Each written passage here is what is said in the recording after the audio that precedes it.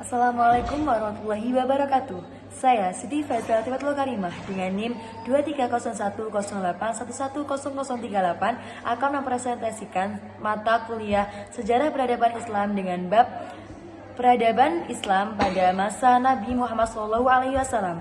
Berikut adalah presentasi yang akan saya bawakan.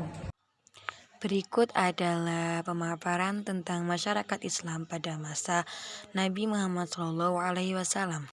Kondisi masyarakat Islam Makkah pada masa Nabi Muhammad. Kota Mekah sendiri merupakan tempat yang dipandang suci oleh seluruh bangsa Arab. Sejak awal didirikan, kota Mekah telah mengenal sistem pemerintahan.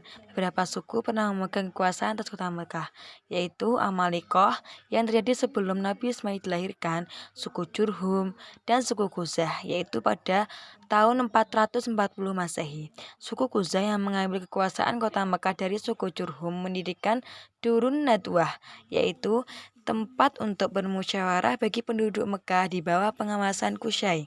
Sebagian besar daerah Arab adalah padang pasir Sahara yang terletak di tengah dan memiliki keadaan dan sifat yang berbeda-beda.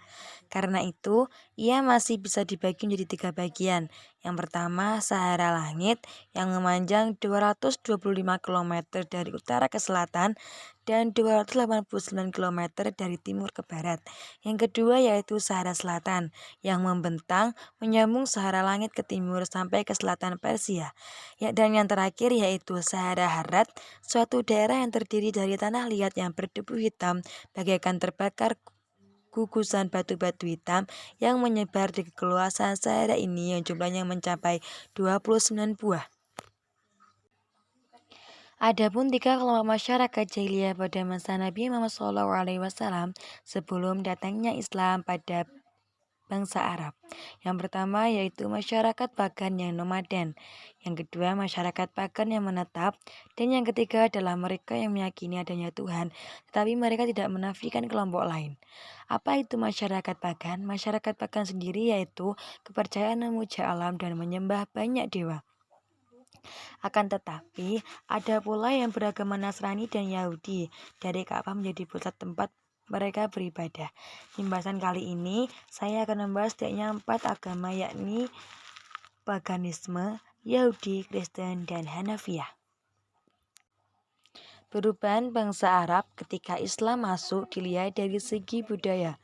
Yang pertama, yaitu bangsa Arab yang semula sangat gemar melantunkan dan mendengarkan syair-syair di Masan Uqad. Pada zaman Islam, mereka asyik membaca Al-Quran siang dan malam.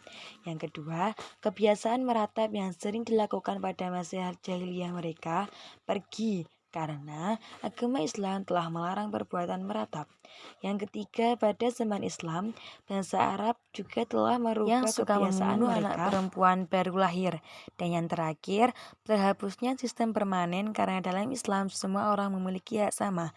Dalam arti, semua orang memiliki hak berpendapat ataupun mengungkapkan semua yang ingin diungkapkan kepada orang lain dan dalam organisasi manapun.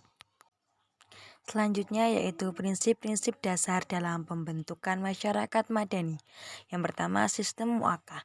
Sistem mu'akkah yaitu sistem mempersaudarakan antara kaum muhajirin dengan kaum ansor. Selanjutnya ikatan iman. Ikatan iman sendiri yaitu dari dalam hati diucapkan pada lisan dan dilakukan dengan perbuatan. Dengan ikatan cinta yaitu dengan rasa kasih sayang dan cinta terhadap sesama. Dan yang ketiga, ralat. Yang keempat, persamaan si kaya dan si miskin. Persamaan si kaya dan si miskin yaitu tidak membedakan antara kaum yang memiliki kekayaan yang lebih dengan kaum yang memiliki kekayaan yang tidak terlalu banyak. Selanjutnya yaitu toleransi umat beragama. Hal ini menjelaskan bahwa Nabi Muhammad SAW mengajarkan bahwasanya umat Islam harus tetap menghargai agama yang dianut oleh umat-umat lain, contohnya agama Kristen, Yahudi, dan Katolik. Berikut adalah sistem ekonomi yang diterapkan oleh Nabi Muhammad SAW di kota Madinah. Yang pertama yaitu prinsip-prinsip Al-Quran sebagai pedoman.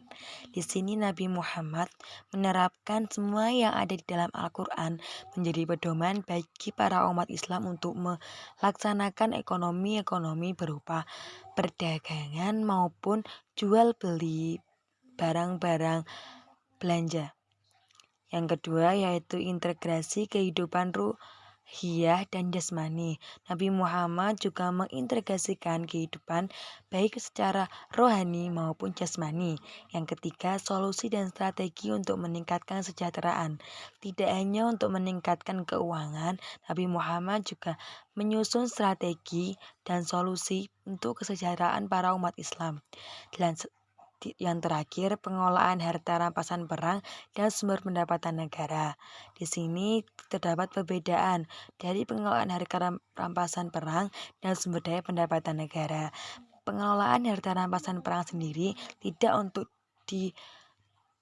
untuk disimpan oleh Nabi Muhammad SAW, akan tetapi diperuntukkan kepada umat dan untuk pembangunan negara Madinah tersendiri. Sedangkan sumber pendapatan negara diperoleh melalui perdagangan, pertanian, dan perkebunan maupun peternakan para umat Islam di Madinah.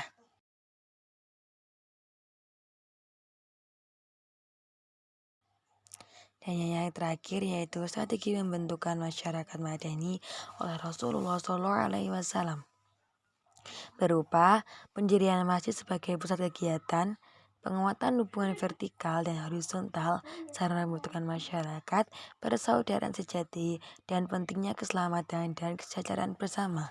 Dengan inti bahwasanya Nabi Muhammad SAW hanya lebih mementingkan kepada masyarakat Islam daripada dirinya sendiri, yang bisa dikatakan dengan cara mendirikan masjid, menguatkan hubungan antara kaum muhajirin dan kaum ansor dengan membentuk sarana masyarakat, persaudaraan, dan mengintegrasikan pentingnya keselamatan dan kesejahteraan bersama dengan kata garis bawah bersama, bukan individu. Demikian yang dapat saya sampaikan. Apabila ada salah atau tutur kata, saya mohon maaf yang sebesar-besarnya. Wassalamualaikum warahmatullahi wabarakatuh.